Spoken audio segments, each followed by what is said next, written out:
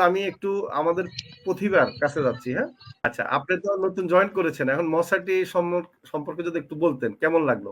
আমি তো জয়েন করেছি 78 ব্যাচে। সবকিছু মিলিয়ে ক্লাসও ভালো লাগছে।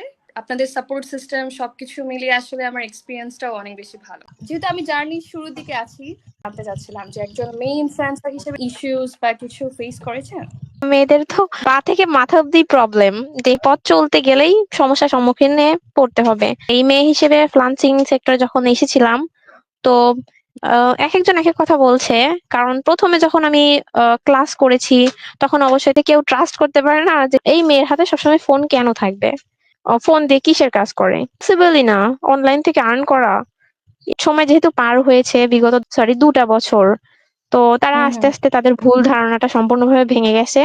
ইভেন তারা হুম হুম। সামনাসামনি তো রেজাল্ট তো দেখতেই পাচ্ছে। সমস্যার সম্মুখীন হতে হবে মেয়েদের।